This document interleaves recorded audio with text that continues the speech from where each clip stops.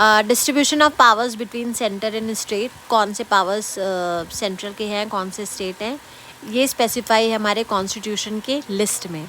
तो उसके लिए हमें लिस्ट पढ़नी पड़ेगी। तो we have 3 basic list, union list, state list and the concurrent list. इसके एग्जाम्पल्स भी आपको याद होने चाहिए, क्योंकि एग्जाम में स्पेसिफिकली इस पर क्वेश्चन आ जाता है कि what are the subjects included in the union list, state list and the concurrent list. किसका किस लिस्ट पे किसका राइट है लॉज बनाने का, ये कुछ बेसिक चीज़ें हैं जो पता होनी चाहिए। पहले हम देखेंगे यूनियन लिस्ट क्या है। The union list include subject of national importance.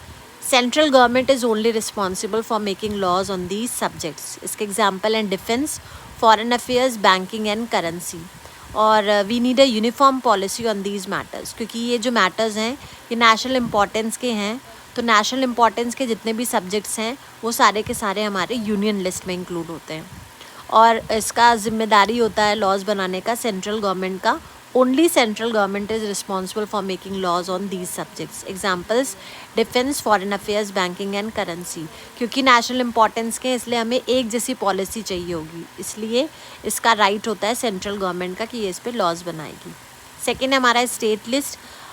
The state list include state related subjects. अपने अपने स्टेट्स में जो भी उनके इम्पॉर्टेंट सब्जेक्ट्स हैं स्टेट लेवल पे, वो सारे के सारे सब्जेक्ट जिस लिस्ट में इंक्लूड होते हैं उसको हम स्टेट लिस्ट बोलते हैं। यहाँ पे सेंट्रल गवर्नमेंट का कोई काम नहीं है।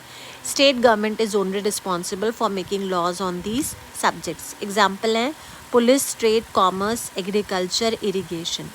लास्ट है हमारा कॉन्करेंट लिस्ट।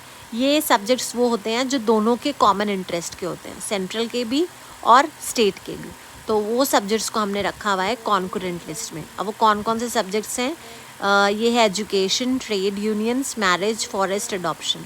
अब इस पे क्या है, दोनों का राइट है, सेंट्रल का भी स्टेट गवर्नमेंट का भी, कि वो लॉज बना सकते हैं। एक क्वेश्चन आता है कि अगर कन्फ्लिक्ट है इनके बीच में, दोनों के बीच में, तो किसके हम लॉज को फाइनल मानेंगे।